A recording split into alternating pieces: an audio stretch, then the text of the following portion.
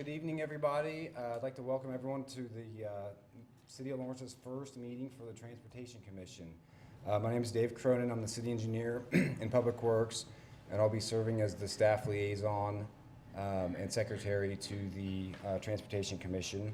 We've got an agenda for you tonight. I think we got some of the computers up and running and got the agenda pulled up. If you have any issues, let us know. In your packet, I think the last sheet, there's some information about setting up a login and password for the future. So if you have any questions about that, let us know. So just wanted to mention that. Another thing, housekeeping thing, is these are public meetings. We are recording, videotaping the meetings for the records and the minutes, and so they'll be part of the public record. Remember to speak into your microphone when you're speaking. Kurt, who's running the cameras and sound back there, always likes to remind me and remind folks to speak into the microphone so he can pick up your voice. So please do that. So with that, I think we'd like to start by just doing some quick introductions. And I'd ask the staff to introduce themselves first, and then if we want to go around and all of the commissioners wanted to introduce themselves and what their particular interests are for serving on this commission. Would appreciate hearing from you. So with that, we'll start with staff introductions. Kurt, are you following these or? Okay. I'm Chuck Souls. I'm the Public Works Director for the city. I want to welcome everybody and thank everybody for their time. We hope to do a lot of work here. Nick Voss, I'm a project engineer with the Public Works Department. I'm Zach Baker, I'm a project engineer with the Public Works Department. Jessica Mortinger, Senior Transportation Planner with the Lawrence Douglas County Metropolitan Planning Organization. And I'm David Woosley, City Traffic Engineer. All right. Thanks. And if Charlie, if you want to start and go around, we'll go around the table and for introductions. My name is Charlie Bryant. I'm the Community Health Planner at the Lawrence Douglas County Health Department. I'm Steve Evans, retired architect, still do some consulting, been in the world a little bit. Great year. David Hamby, civil engineer, worked for BG Consultants, also a previous member of the Bicycle Advisory Committee and Traffic Safety Committee. Have a particular interest in just bicycling and traffic movements. Mark Hurt, my day job, I supervise the Bridge Design Squad for Kansas Department of Transportation. I'm here representing the Public Transit Committee. I'm Ron May, Director of Operations for Lawrence Public Schools, and I oversee transportation for the district, among some other things. I'm Erin Payton, and I was previously on the Bicycle Advisory Committee. I also, in the past, facilitated the Lawrence Pedestrian Coalition. I just have an interest in people being able to get around town by walking, biking, busing, or riding. And I'm Catherine Schartz. I teach pediatric nursing at Baker University. I teach over in Topeka, and I'm also a cyclist and a driver, and I'm interested in safety for children and safe driving. Good evening, I'm Jeff Severin. I'm the Director of Campus Planning and Sustainability at the University of Kansas. So I'm here representing the University of Kansas, but I also chair the KU Bicycle Advisory Committee and the Goodwill Built Environment Work Group. My name is Chris Storm. Previously, I was on the Traffic Safety Commission meeting. I'm also a civil engineer with a local engineering firm, Lane Engineering, and also a user of many forms of transportation, biking, driving, and walking in the city. All right. Thanks, everyone. With that, we'll move on to item number 3, which is conducting business, Kansas Open Meetings Act. Robert. Oh, we got one more staff person here to introduce. Steve Lashley, project engineer in Public Works. Does pavement management. Yeah, thanks, Chuck. All right, so like I said, we're moving on to conducting business, and Tony will go over this item, our city attorney. Good evening, everyone. My name is Tony Wheeler. I'm the city attorney, and I'm here to talk to you about a very important law called the Kansas Open Meetings Act. I want to thank you very much for your service on this advisory board. I recognize some of your faces, so I know some of you have heard this presentation before, so just have to be patient with me. I want to just go over the basics of this law. I know a number of you work for public agencies, so you know that when you work for or serve on public advisory boards, there's just an expectation that the public has an opportunity to see what you do, hear your deliberations, and learn how you vote on various matters. So that's what we're going to cover. At your desk, there should be a handout from me, a PowerPoint presentation that you can take with you and keep with your advisory board materials. And if anything comes up over the course of your service, don't hesitate to call David or me. Okay, the Kansas Open Meetings Law is based on the belief that the people have the right to know the public's business, and information is essential to the effective functioning of our democratic process.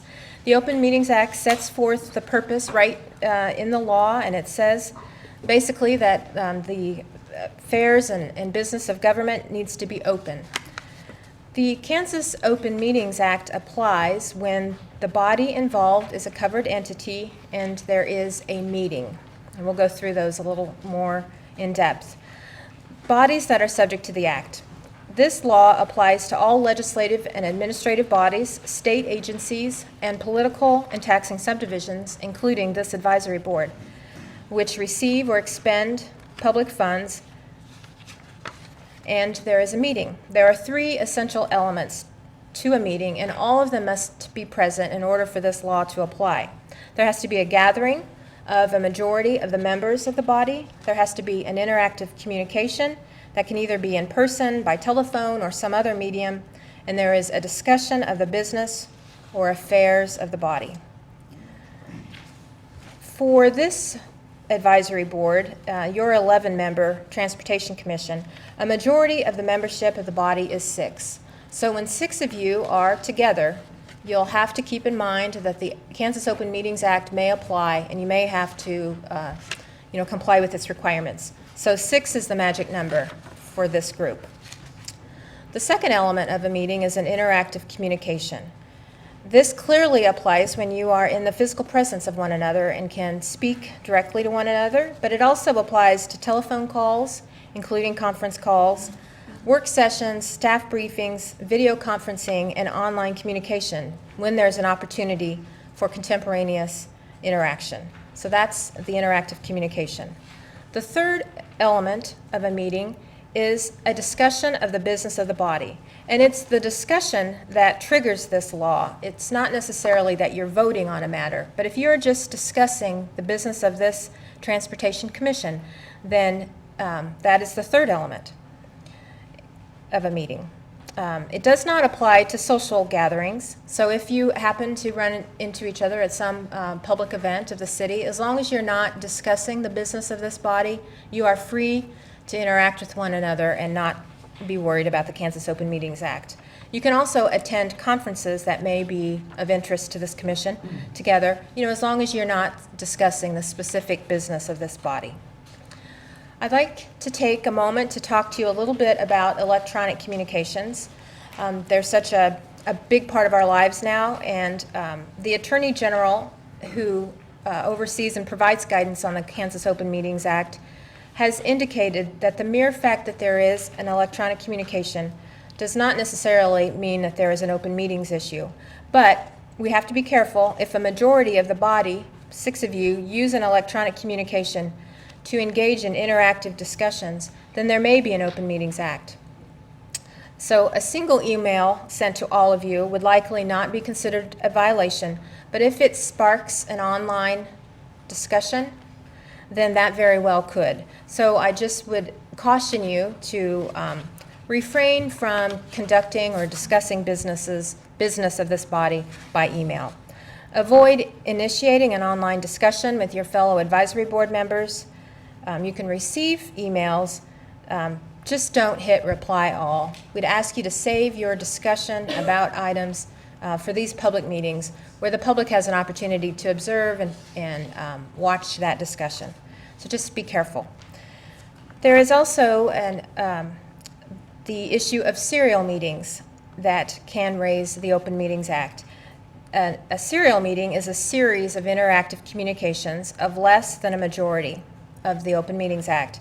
So if a couple of you, like 2 or 3 of you, met and we're discussing the business of the body, and you were wanting to make a decision. So 3 of you get together, you make a decision, and then you then meet with 2 more, and you have a series of smaller meetings. If you do that for the purpose of trying to reach a decision on something, that could be a violation of the act. So again, we caution you to be very careful when you're with your fellow members of this commission. Reserve your deliberations, your strategizing, and your meetings for these public sessions so that we don't have a violation.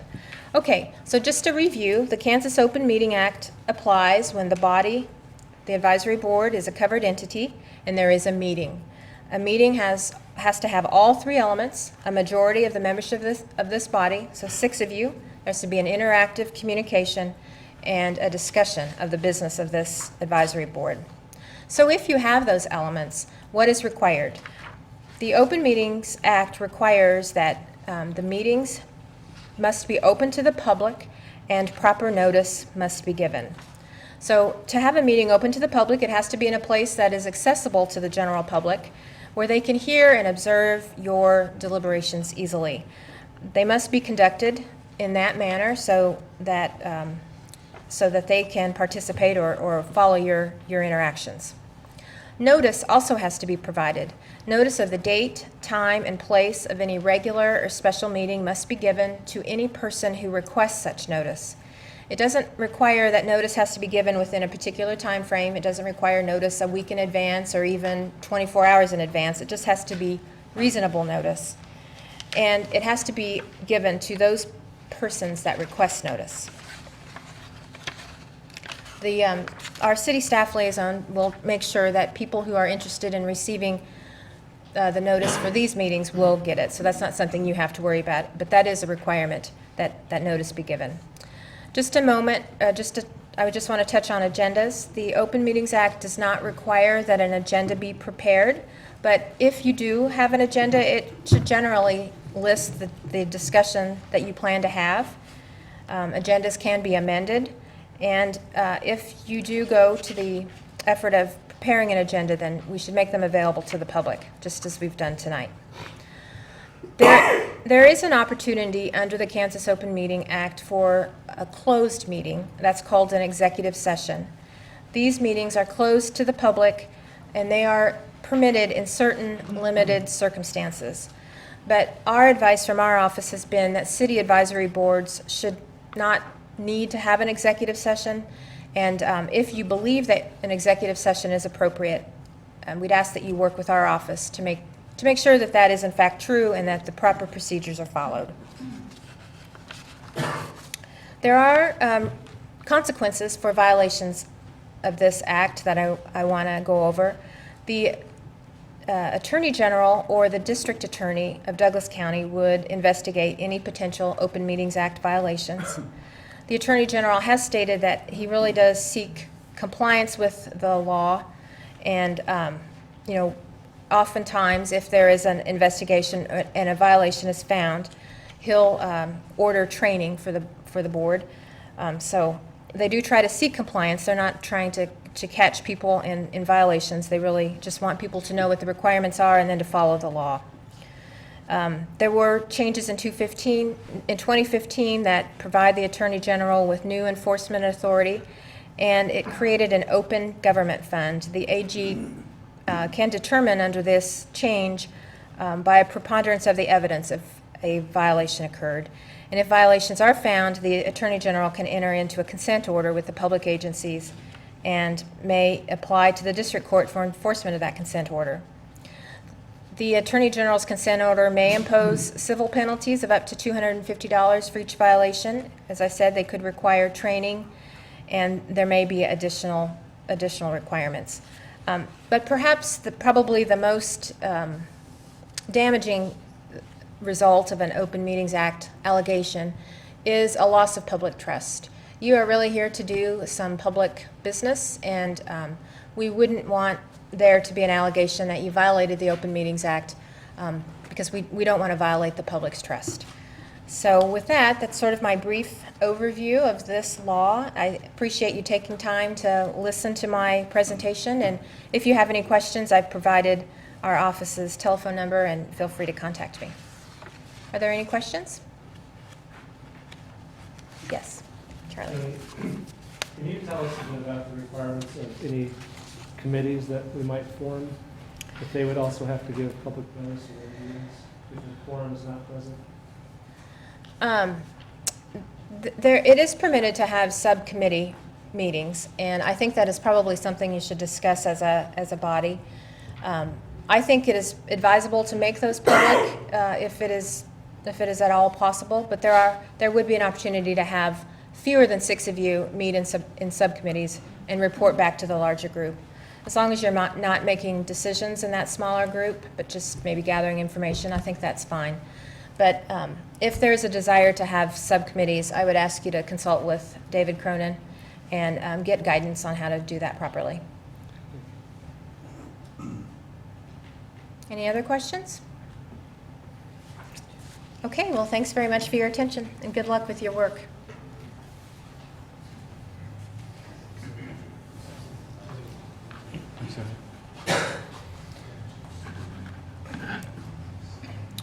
All right, we're going to move on to item number 4, a review scope of the work, Resolution 7172. So just a brief history of how we got to forming this commission. 2 years ago, the City Commission formed a pedestrian and bicycle issues task force that reviewed a number of issues related to bicycle and pedestrian mobility and projects and synergy on projects for the City of Lawrence. They produced the task force produced a final report and made some recommendations in that report. One of their recommendations was to create a transportation commission that kind of reviewed projects and policies holistically with all modes of transportation considered with that review. So with the formation of this transportation commission, the existing Traffic Safety Commission has been, those duties have been incorporated into this commission, and that group has ended. And then a majority of the duties of the Bicycle Advisory Committee will be incorporated into this commission as well. The Bicycle Advisory Committee is underneath the Lawrence Douglas County MPO, and so they'll still have a subcommittee for bicycle, regional planning issues for bicycle in Lawrence and Douglas County underneath the MPO.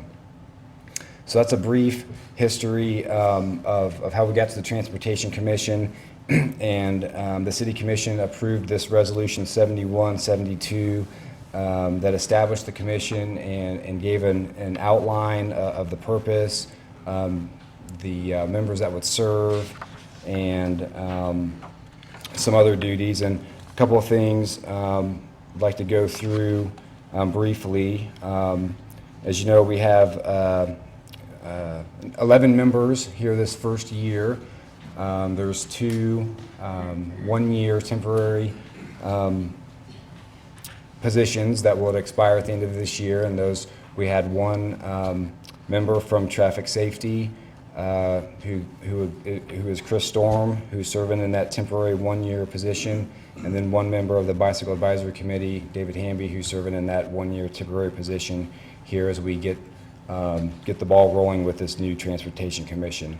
So this first year in 2017, there's 11 members, but moving forward next year, there would be 9 members in perpetuity.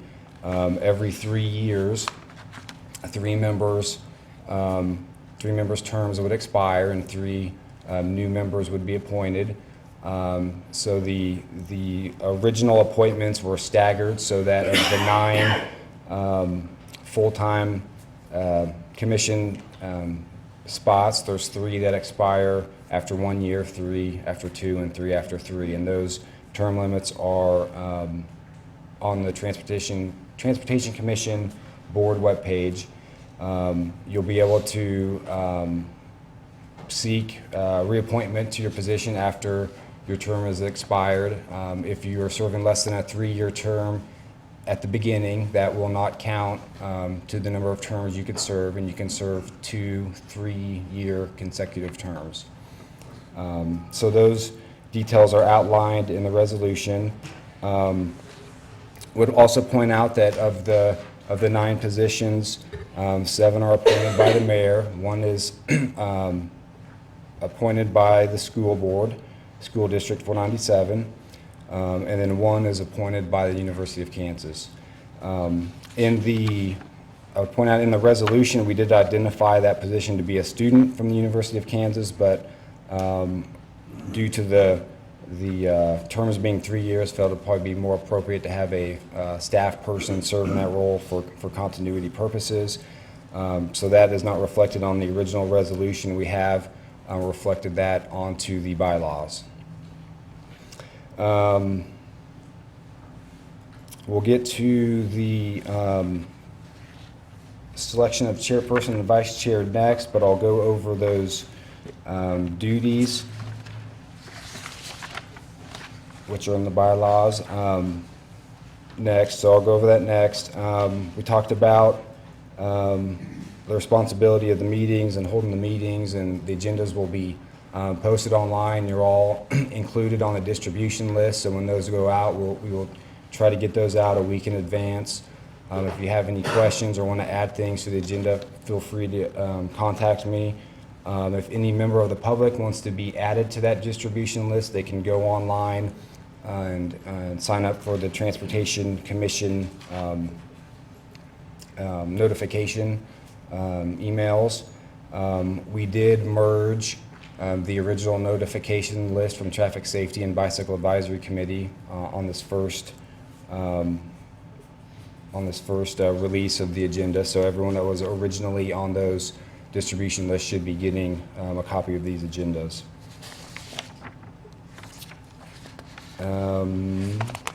With that, if there's any other questions about the bylaws, I stand for any questions that anyone has about, or not the bylaws, but the resolution. And if there's no questions, we will move on to the selection of chairperson and vice chairperson.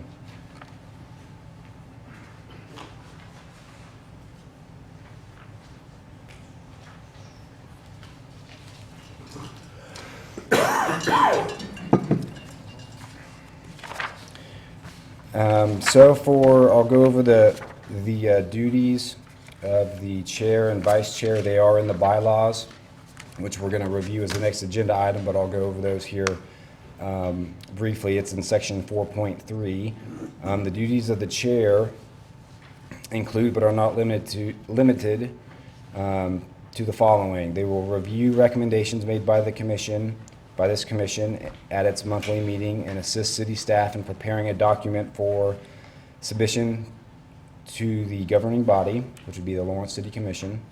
They will also represent the commission before the governing body and at other meetings as required. The chair will preside over commission meetings and establish time limitations for public hearing items. In the absence of the chair and vice chair, the commission shall call for the election of a temporary chair to preside over the meeting. The temporary chair will run the meeting until either the elected chair or vice chair arrives. And upon arrival of the chair or vice chair, the temporary chair shall relinquish the chair duties upon conclusion of the business item immediately before the commission. The duties of the vice chairperson are to act as the chairperson in the absence of the chairperson. In the event that the office of chairperson becomes vacant, the vice chairperson shall succeed to that chair position for the length of the unexpired term length, and the commission shall select a new vice chairperson for the expired term. So those are outline of the duties for the chairperson and vice chairperson. So if it's up to this body to select each of the positions. So if anyone is interested in those, please feel free to have a discussion and Is anyone interested in serving in either of those roles? Or if you also have some background or history or experience with serving on these bodies, it's good to have that as well. If you want to mention any things that you think you bring to the position to help out, that would be helpful for the group to decide as well. So if anyone is interested, feel free to speak up. I'm interested in being the chair. Anyone else? Anyone else interested in being the chair?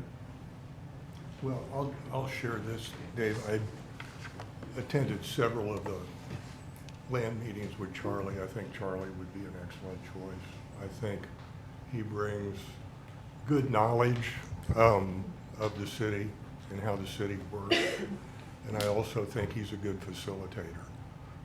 Personally, I think that the most important aspect of being a chair is to be a good facilitator and to draw, the thoughts and ideas out of everyone.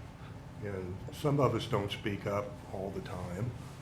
I could be in that category, but I do think it's important to have facilitation skills that really work in a group like this. Personally, I kind of, toyed with the idea a little bit, but given my relative inexperience in all these issues, I think my best use would be to spend my time getting into the detail and getting involved in, all the things that a lot of people on the commission have been doing for a long time. So I really kind of look forward to doing that and not being, extremely caught up in maybe an administrative role. Looking down the road, I might be interested in doing something like that, but if, maybe a vice chair would be something that I would be interested in doing in supporting whoever we chose.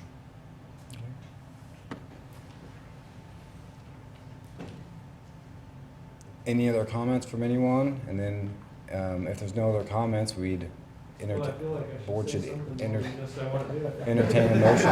Yeah.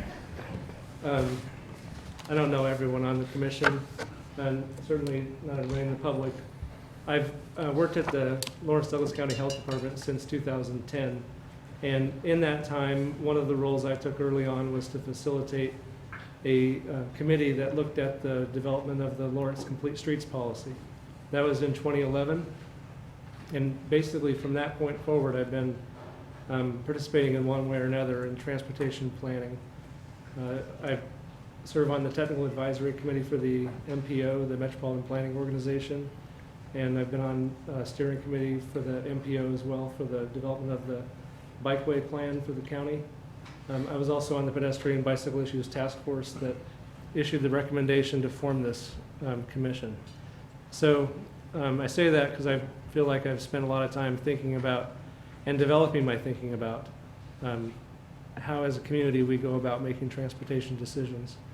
I like to think I have grown in that capacity, and sort of what Steve said, it's important that we listen to all the different voices around the issues around transportation planning and recognize that we're going through a change in our community and how we think about it.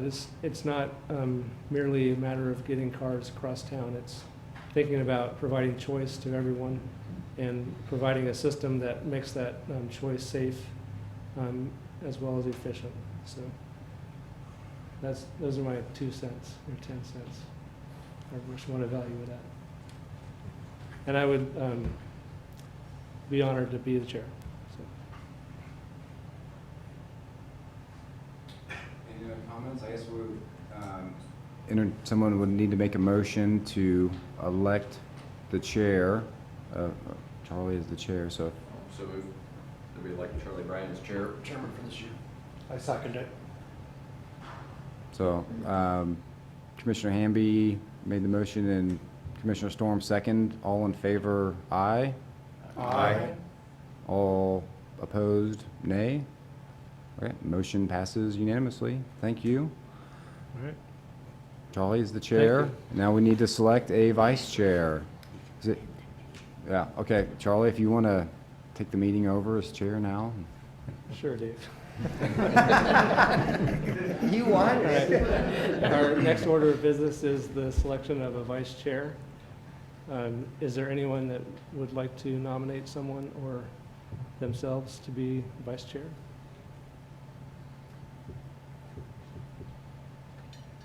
Well, I was wondering, Chris, you're on here temporarily. I was gonna say, my understanding is that myself and David Hamby, we're temporary because we're holding over, so I think that takes us out of the running. I don't think that it would. Okay.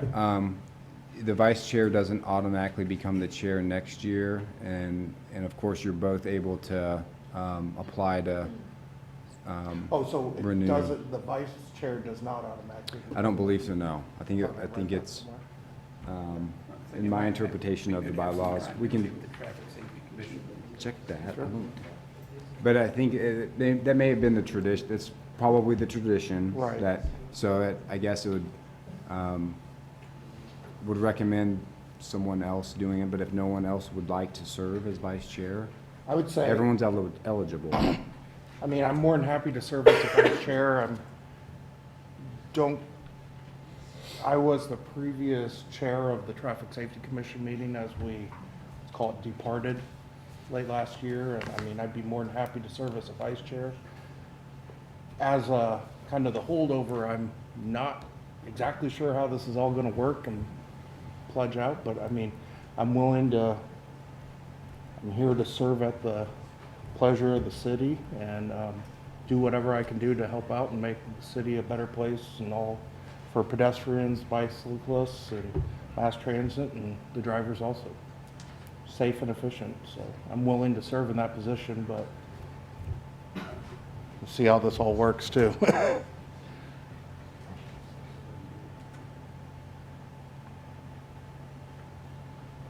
And by all means, if there's anybody else that's interested in serving, please speak up.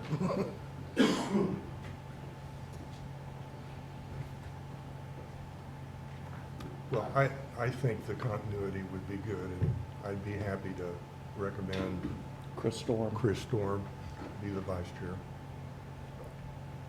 Or make that motion. All right. We have a motion to make Chris Storm our vice chair. Motions by Steve Evans and seconded by Mark Hurt. Is there any other discussion?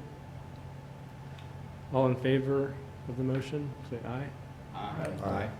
Any opposed, say nay. Motion passes.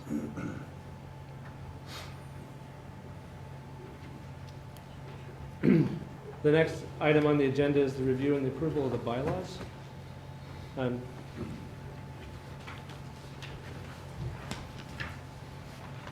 anybody have any questions, or David, would you like to make any presentation about the bylaws? I don't have a presentation. They're attached to the agenda. They are a reflection of the items in the resolution as far as the members and the term lengths. They're also a reflection of the some of the duties that were in the Traffic Safety Commission bylaws and the Bicycle Advisory Committee bylaws. In general, this group will be making recommendations to the City Commission on projects, programs, policies, priorities, other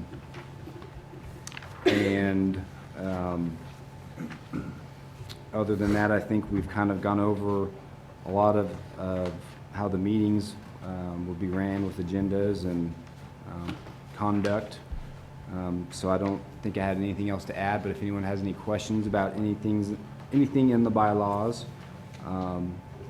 please mention that. They don't have to be adopted this evening, but we would like to get any feedback if you want to see any changes reflected. We could bring it back next month, but.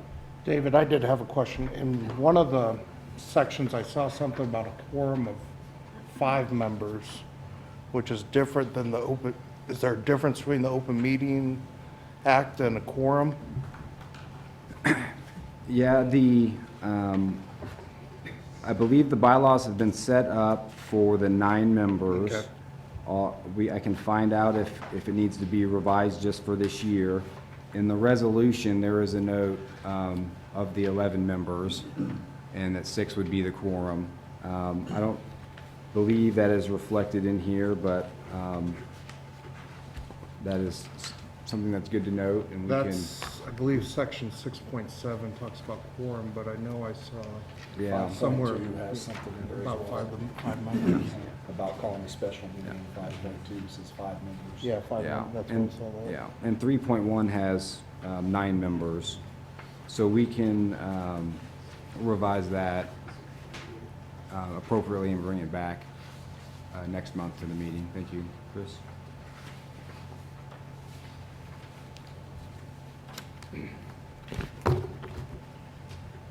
David, there's section 6.9 about public representation.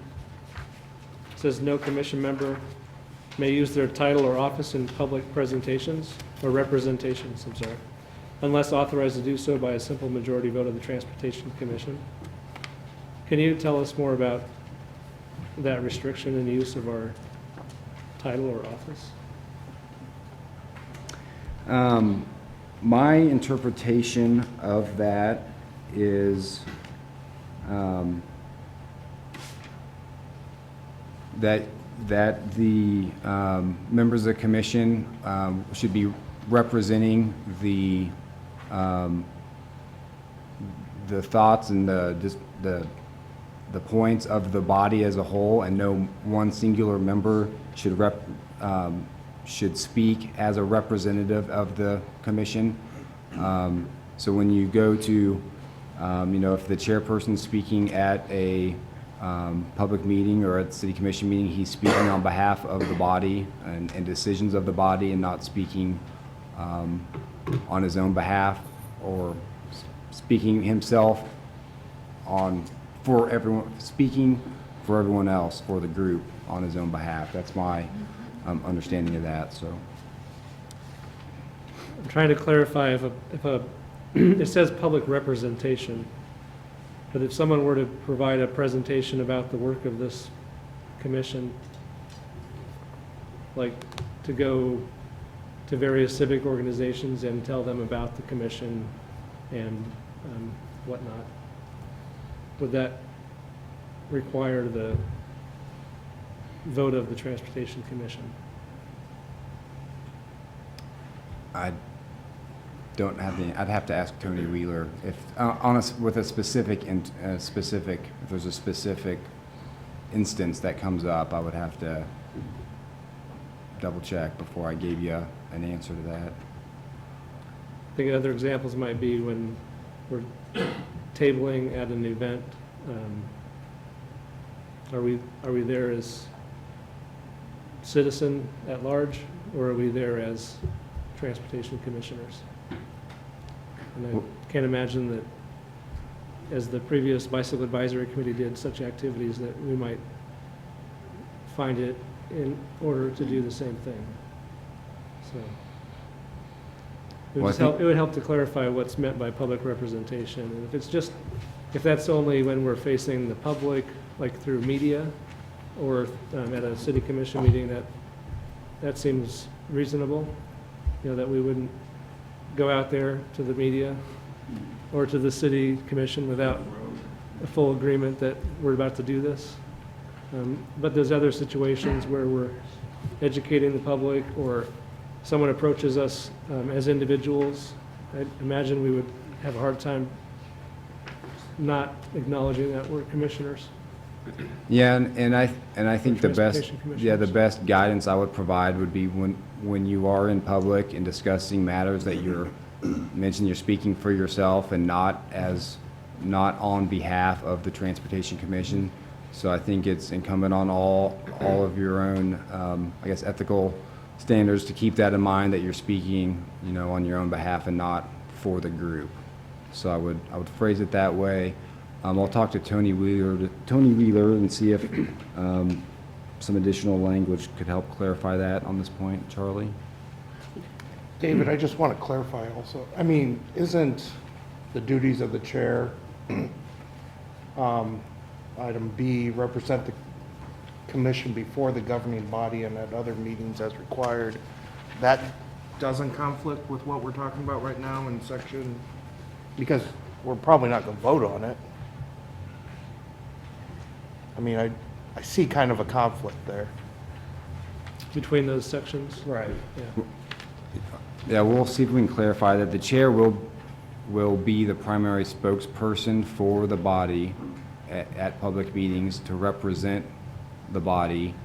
But I think the point of the 6.9 public representation is that no single member is representing the body as a whole or speaking on behalf of the body as a whole, rather to distinguish their own personal opinions on matters and keeping that separate than representing the whole group. But I'll see if there's... Chris, with respect to what you just mentioned, I would think that any public meeting would be held with this commission, not, you know, any one of you going out to LAN and saying, you know, and hearing an issue. If LAN has an issue or some other group or organization has an issue, they need to bring it to the board versus members of the board going to their meeting. Now, you can go and listen, Right. but I think David's correct. I don't think we want any individual member to represent that they're representing the board as a whole. Obviously, you know, you'll be the chair of the Transportation Commission. There's a lot of boards.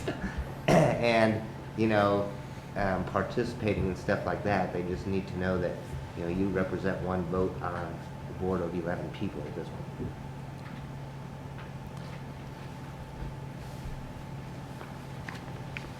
Well, if you can clarify, Dave, if there's a conflict between 4.3B and 6.9, I would appreciate that. And then if public representation is a really finite thing, I think your advice about saying we're speaking for ourselves only, that makes perfect sense. That might be our best bet, because it just always be clear to people. Or we come back together and decide if we're speaking as a body. More likely meeting every month. That's what I'm thinking, is we can just sort of authorize these events that we can be at and speak as commissioners, transportation commissioners. Are there any other questions or comments from the members of the commission, the Transportation Commission? Is there anyone in the public that would like to make any comments about this item? Of course, Michael.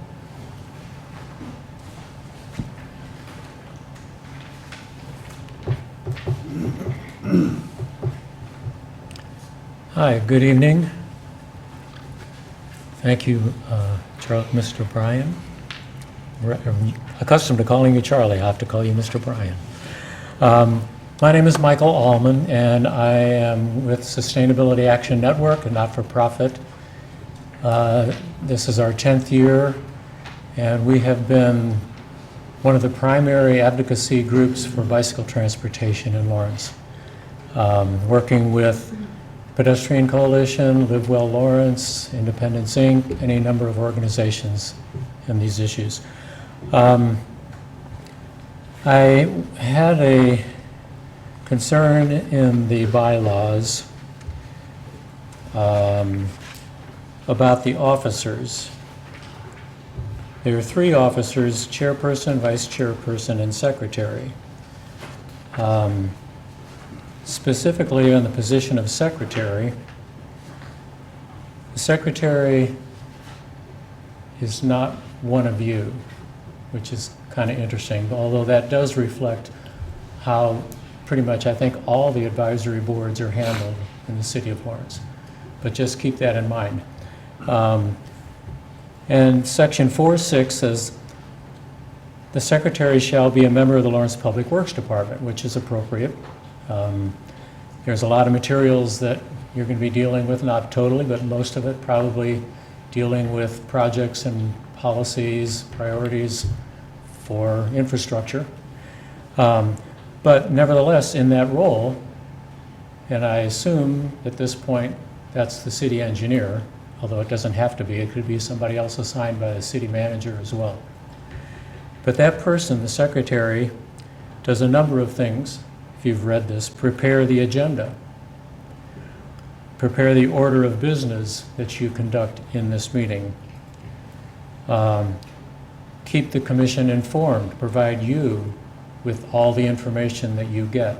Now, you can, of course, do your own research, but that is a major role of the secretary. Keep a record of everything that you do. You know, make sure that that record is full and complete and accurate. Act as a liaison between various other local governments, agencies, departments, and you. And then also giving the commission and the public, for that matter, notice, which is one of those requirements in the Open Meetings Act, adequate notice for the meetings. There's probably more that I haven't found, but nevertheless, for somebody who's really not even a member of the commission, that is an extensive amount of power, not to be taken lightly.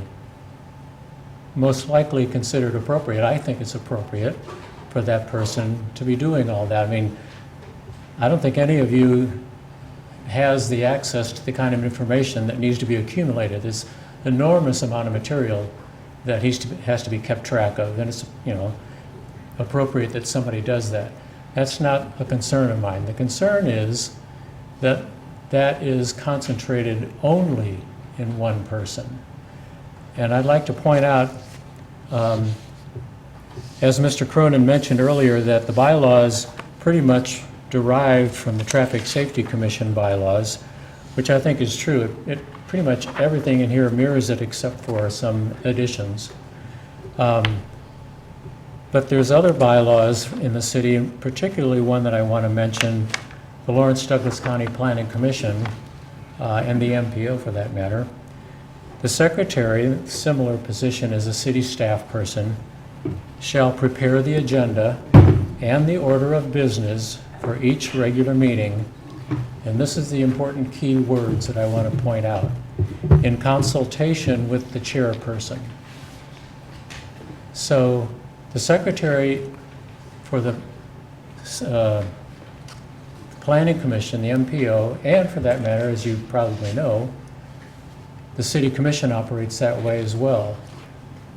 The city manager doesn't set the agenda. The city manager sets it in consultation with the mayor. So I think you might want to consider adding wording like that so that the agenda, what you are going to be doing, is established by you as well as the city engineer in consultation. And you can word it however you wish.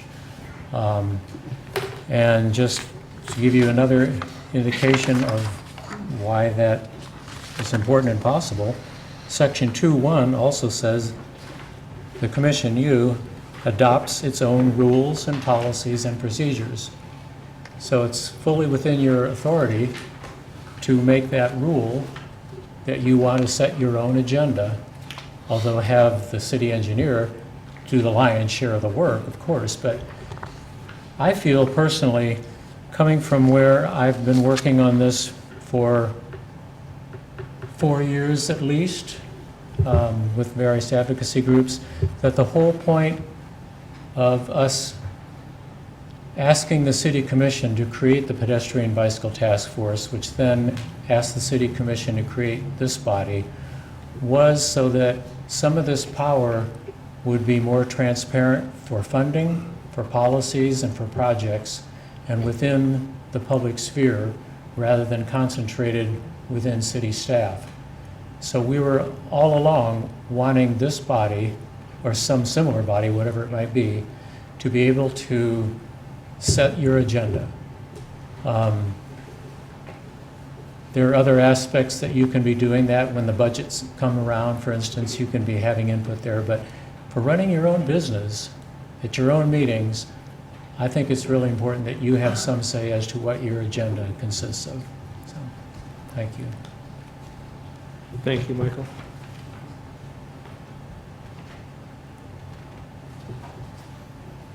Any other comments from the commission or the public?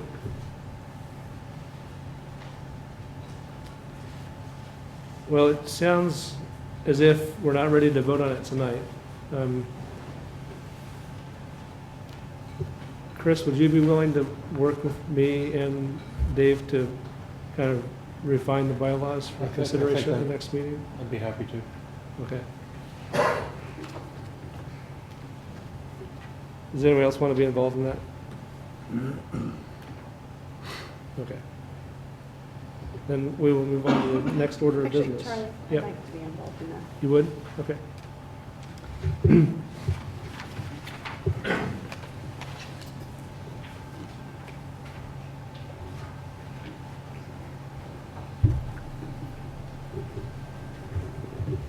Thanks, Aaron. The next item on the agenda is receiving information on the traffic calming policy.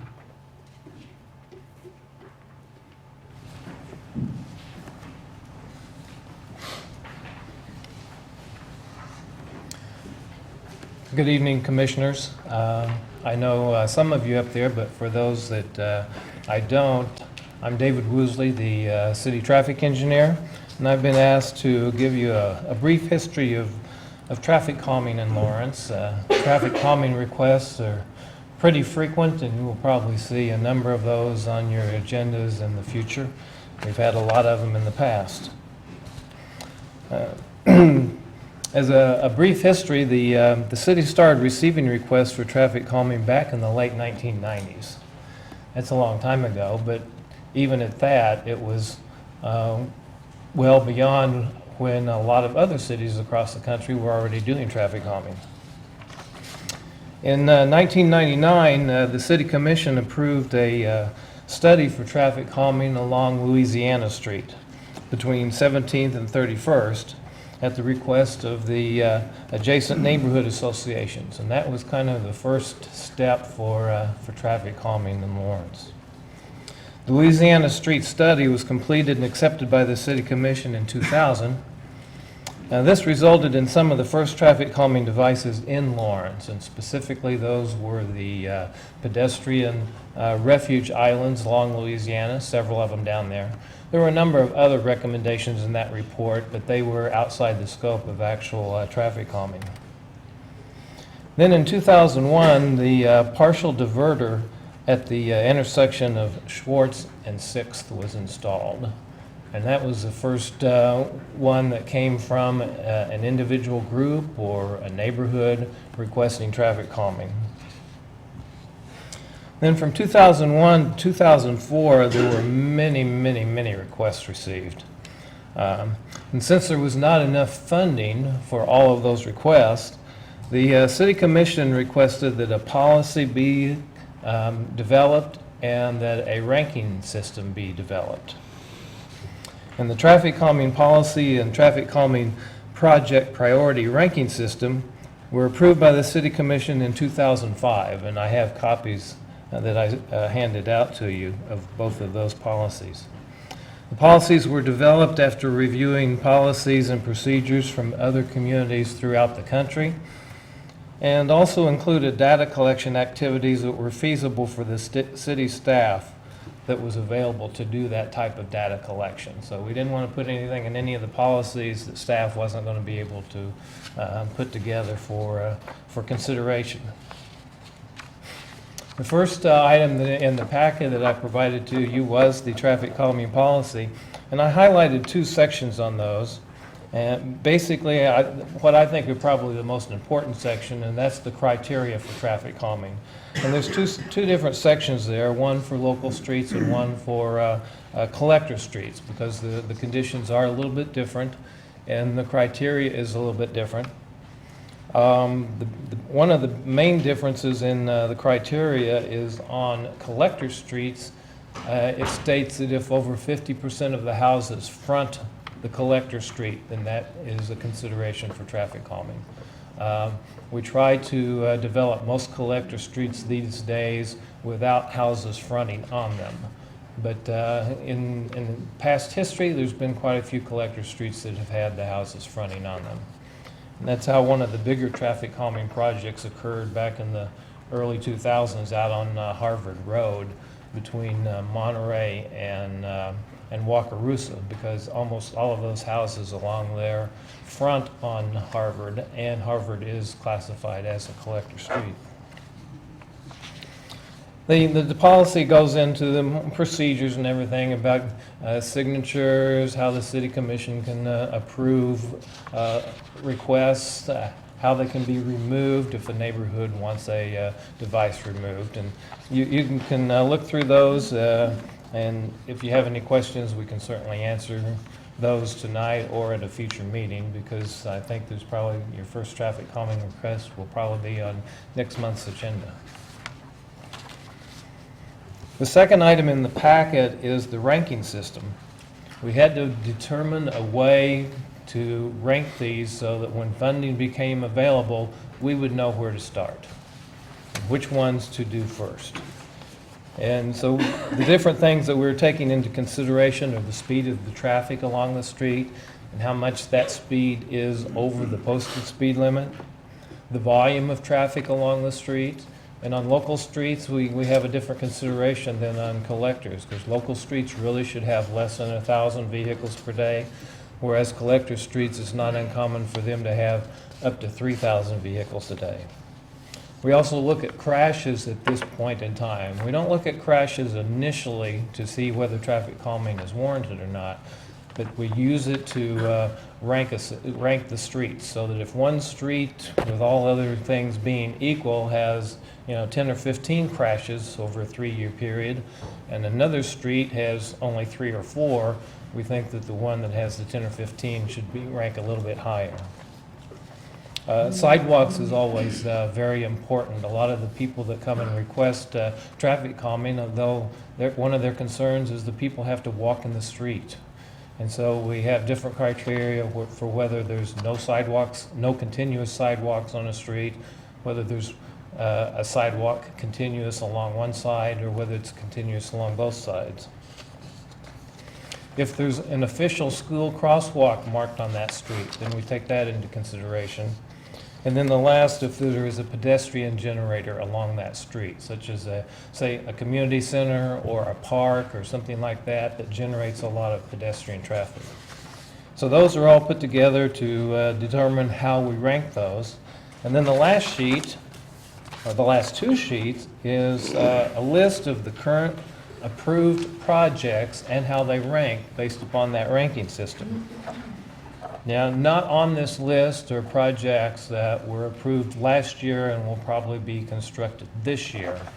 But there are projects on here towards the top that probably will be funded with the city funds for traffic calming this year. That list hasn't been completed yet. We're going through and working with the people that made those requests.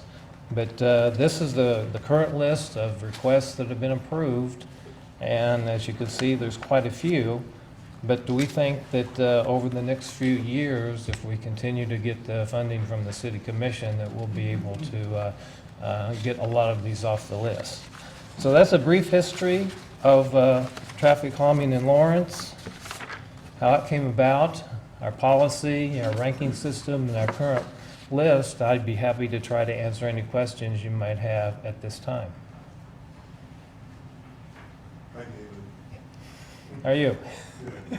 I thought I understood you to say that maybe we'd save comments till next month, or get into this in a little more? Well, if you have questions tonight, I can try to answer them. Anytime, next month, if you have more questions, that's fine Okay. too. Well, I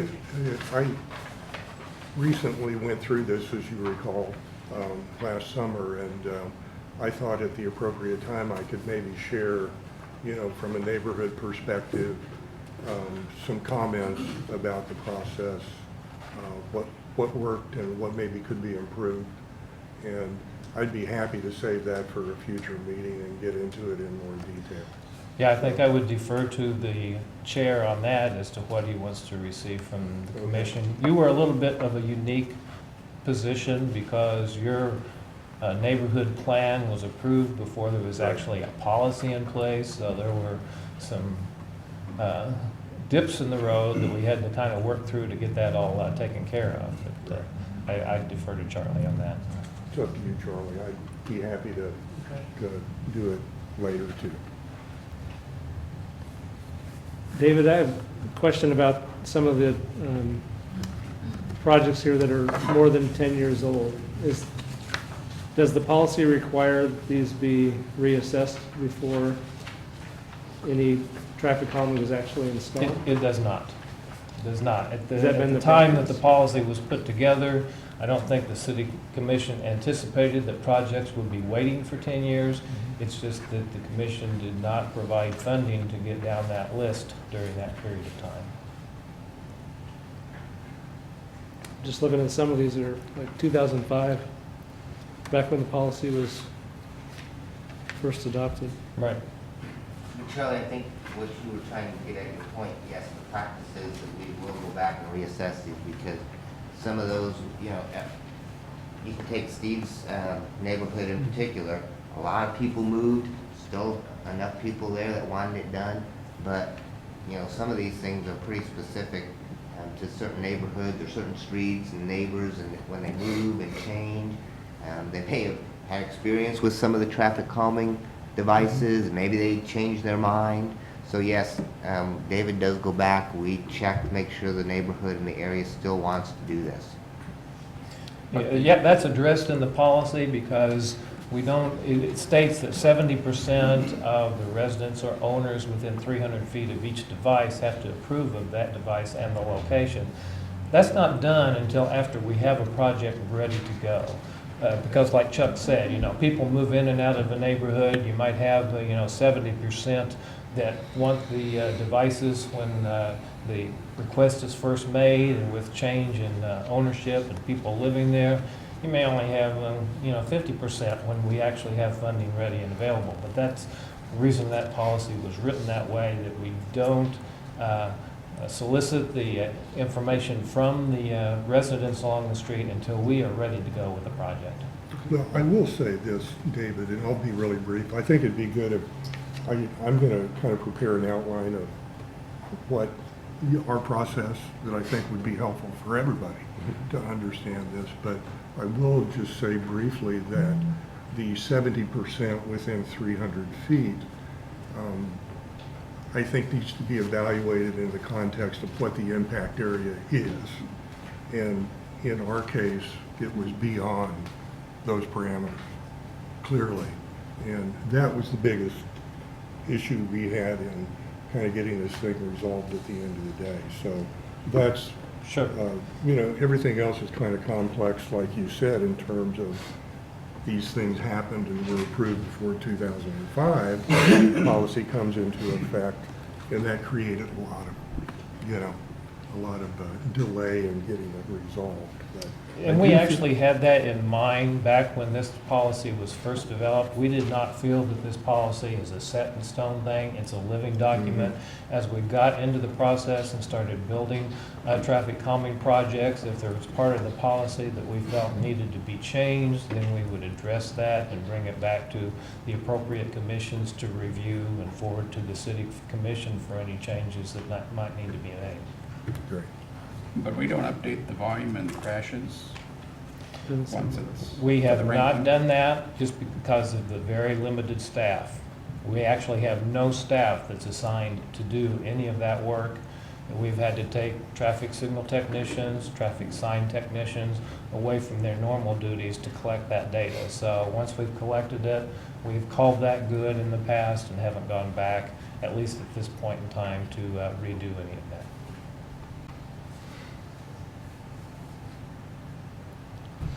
David, this ranking, this is available online somewhere. I mean, the city's redone their website and it's kind of. Yeah, and I I know didn't that see this in the the two agenda. policies, the policy and the ranking system are available. The last two sheets, the current list of projects was just done recently and actually hasn't been submitted to be put online. We did have a ranking system on, a ranking of projects online a year or so ago, but that has changed too, because like I said, some of them have been pulled off because they are going to be constructed this year. So this actual list right here, I don't believe is available online But today. this is the City of Lawrence traffic calming list right now. It requires no action on behalf of this commission. That's correct. This All is of the these, list. all of these have already gone to the city commission and are on this list just awaiting funding. There's funding in the budget this year. Yes. You already selected which ones will be?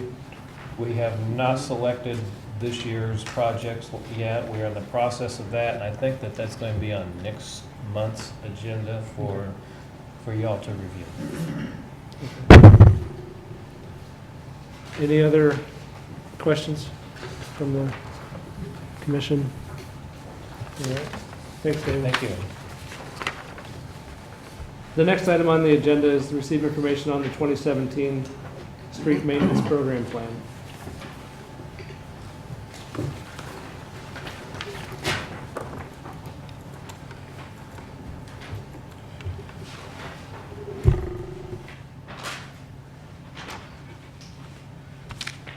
Good evening. Again, my name's Steve Lashley. I'm a project engineer in Public Works. I'm heavily involved with infrastructure management, pavement management, related activities.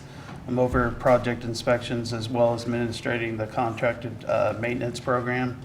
The city, and just brief background on the pavement management, within a 4-year cycle, or on a 4-year cycle, we rate the streets in terms of condition. We get PCI as a pavement condition index and rated 0 to 100, 100 being no visual distresses in the pavement. And we collect this information and we have an ongoing database. As one of the factors, using the PCIs and input from the public, other impacts and multiple factors, we put together essentially a contracted maintenance program. It's annually funded as well as in our internal street maintenance. This year in 2017, we have $3 million for contracted maintenance and approximately $300,000 for internal street maintenance activities, which we usually, or we will be collaborating together, and we put together this map in which you can see in front of you, or I have on the screen there, and it should have been with your agenda packet, as well as a supplemental map that I'll get to as well.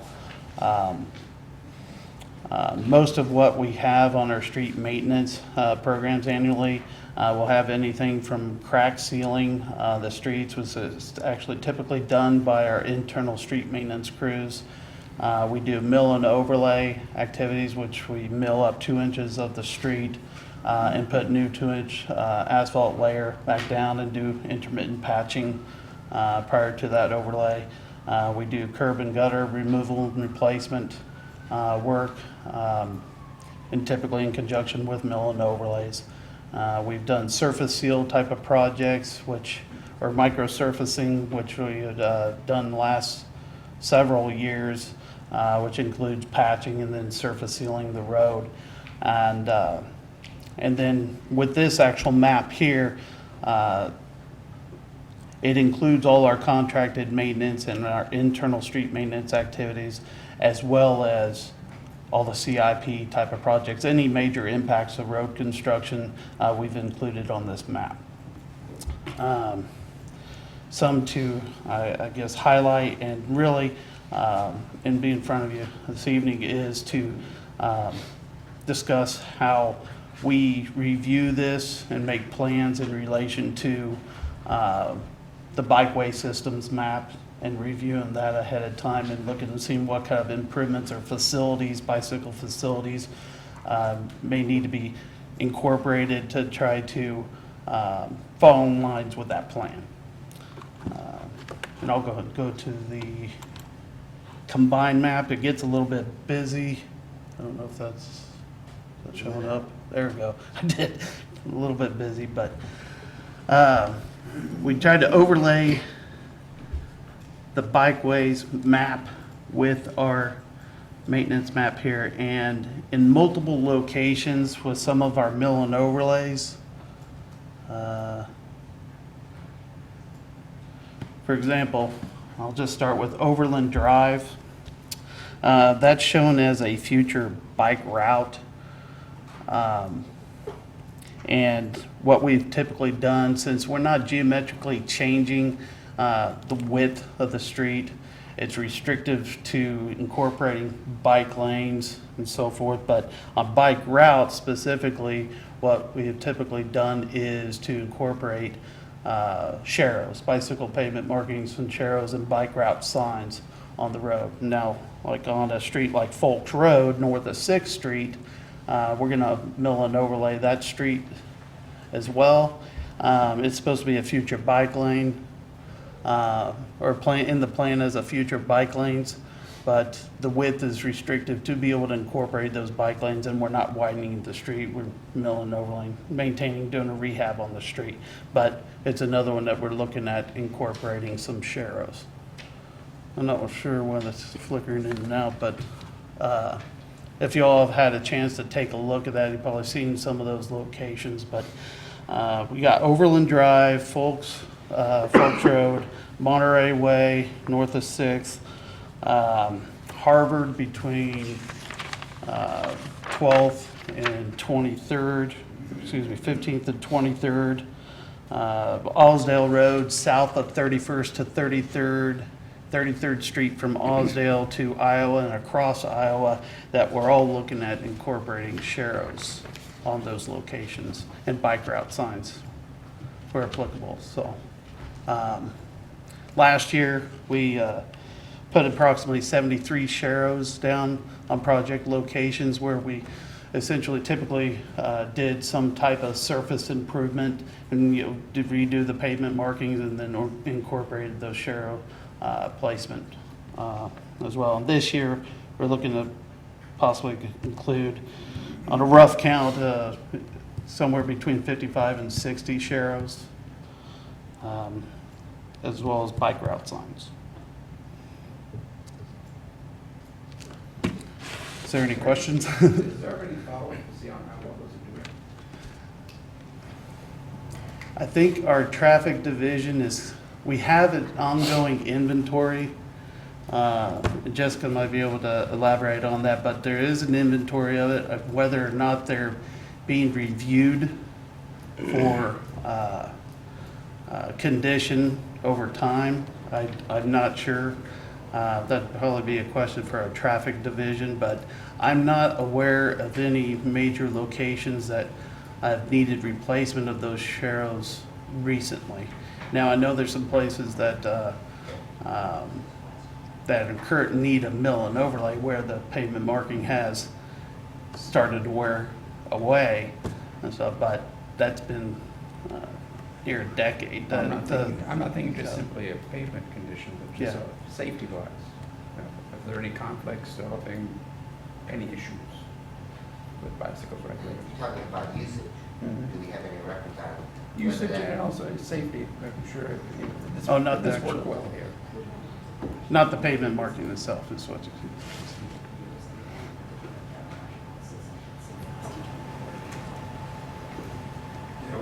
We haven't done a crash analysis of any of the streets where we've put sharrows in after, but I guess our our procedure is just to install them on bike routes that didn't have any markings, just to give a little more roadway presence to indicate that it's a bike route. But we don't have any statistics, I guess, at how they're working in Lawrence yet. Simply, I'm trying to, once we get the new surface seal or pavement down, in the high contrast with the new pavement markings, they seem, they really seem to jump out there in my mind, and they increase bicycle awareness. So I think it's worked out pretty well where we aren't actually able to incorporate the bike lanes yet. Right.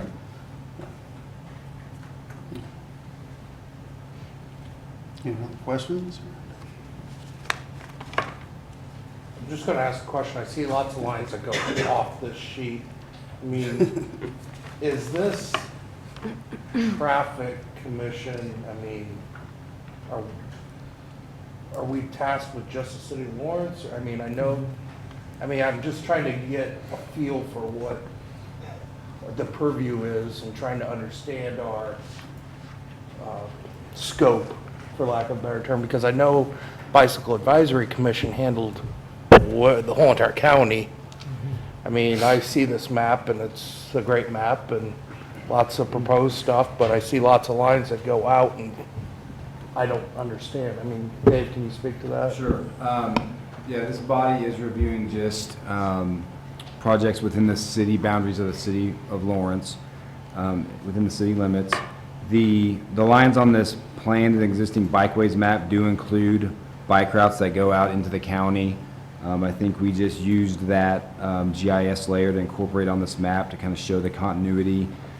We had in the past taken this street maintenance, the annual street maintenance plan to the Bicycle Advisory Committee and informed them what streets we were doing maintenance on and where we were adding sharrows or bike lanes or signage as appropriate, and kind of getting that information out before it went to the city commission.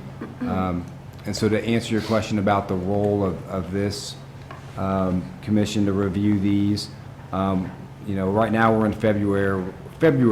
We're kind of late to getting this out to, this group. In the future, we'd like to get it to this group a little earlier than February, but since this is the first meeting, it's the first opportunity to get it out for public comment. But it is, the goal is to put it out there, receive public comment. We like to, as Steve mentioned, just point out these are the streets where we're anticipating on doing the maintenance. These are the bike routes and where we're adding sharrows or bike lanes as appropriate, and just making sure the community is aware we're making those improvements with the pavement restoration. So really tonight we're just presenting it for this group to get an idea of how we put the program together, how we try to incorporate bicycle facilities into the maintenance plan, and just to receive it. In the future, we'd like to get it out earlier, get opportunity for more feedback or public comment, I guess, on the plan. But So there's another body that's tasked with Douglas County. Yes, the MPO, when the Bicycle Advisory Committee was dissolved, Okay. the MPO established a subcommittee or steering committee, I don't know what they're calling it, that is going to review and advise on countywide system. So it ties into ours, just like a lot of county roads do, but this body's mission is within the city limits. Got it. But we'll coordinate to make sure, it doesn't make much sense, and Jessica does a lot of that. We just went over major thoroughfares, where the major arterials tying into local, major county arterials can't tie into local city streets, so we have to coordinate that. So we'll try and coordinate this too, so we have continuity from the county to the city if somebody's used bikes or other modes of transportation. Thank you. Question here. I personally would benefit, I think, greatly to get more of a guided tour that's not a map, maybe in a car, you know, to get a little more intimate with some of this stuff. Reading the map is great, but I think to really get to the detail that we need to get to, it'd be better to, you know, touch and feel some of this stuff. So if your staff is available, you know, you might consider, you know, setting some of those, you know, potential tours, if you want to call them that, around town to get into a little more point and, you know, show us what's going on. In some cases, in terms of maintenance in particular, you know, what you consider to be, you know, an appropriate maintenance item for us to look at. I think in terms of our education, that'd be really good. For me, it would be. I appreciate that, Steve. I've taken a few people around, just people that were interested, and showed them, you know, the difference between micro seal and what a mill and overlay is, and why we crack seal, and this road, you know, what the PCIs are. Like David mentioned, this process begins with the budget basically now for next year. But we wanted to, and there's going to be a lot of these things that we bring to the board here in the next few months that have already left the station.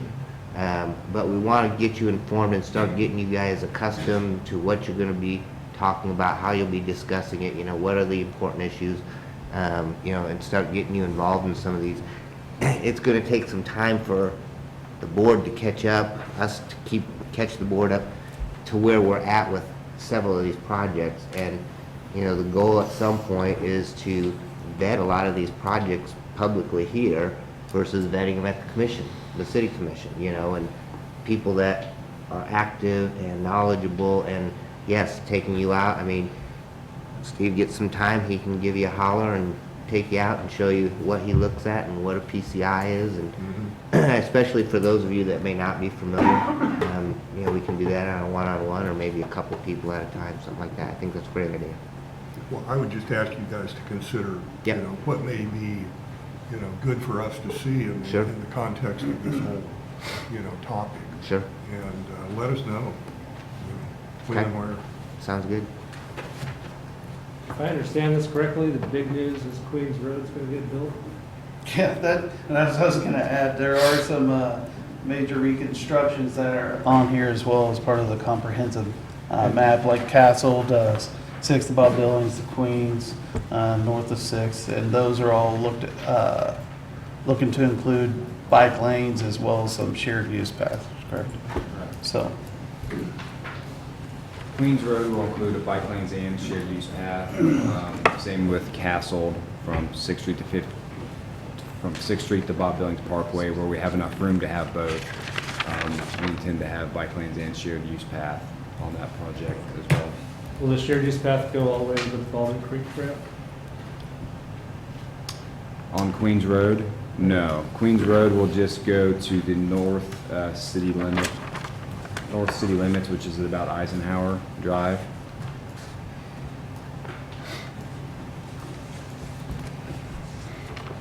It's pretty close. Queens Road's going to be developed with a benefit district, and where we can only build it within the city limits. So we can't extend it outside the city limits. So the county would need to fill that gap? If they wanted to. Parks and Rec Department has the trail going on Queens Road right now. Yeah, but this is being built with a benefit district, so adjacent property owners are gonna pay for it, and there's gotta be a benefit. And we're restricted to the city limits with issuing bonds and stuff.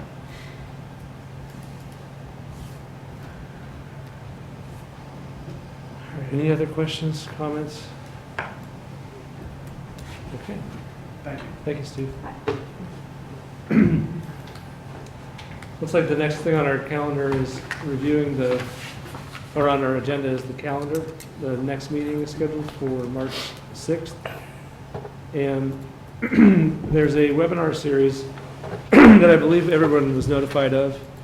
The webinars are also available through recordings if we were to want to ever schedule them at a time when it's all more available to us. To do that, how would we go about it if we wanted to, like, watch a Make a previous? request to the MPO staff. Okay. So send me an email. So if there's if there's a webinar that maybe happened already that you guys are interested in, let me know and I can work with Jessica to schedule a time and we can watch that together if you'd like. The last item is general public comment, and we have some folks that have been very patient tonight. If you'd like to make any comments, now's the time. If you're just here to hang out and watch us, that's also great. Would anybody like to introduce themselves at least? Oh.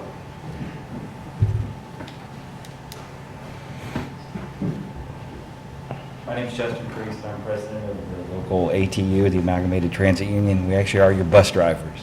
So we decided to come in tonight and see how the new transportation committee runs. So that's why we're here. All right, well, thank you, Justin. And thank you all for being here tonight. Any other comments from the Transportation Commission? David, my understanding is there's still a mass transit commission, correct? Yeah, there's still, Mass Transit, PTAC, Public Transit Advisory Committee. Mark Hurt is on that, and he's the representative from that group, so. All right, then I'll take the motion to adjourn. So moved. It's been motion we adjourn by Dave Hamby and seconded by Mark Hurt. All in favor, say aye. Aye. All opposed? All right, good night. Thanks, everyone. Your name again? It's Jeff. Jeff. Not right, Jeff. Chris.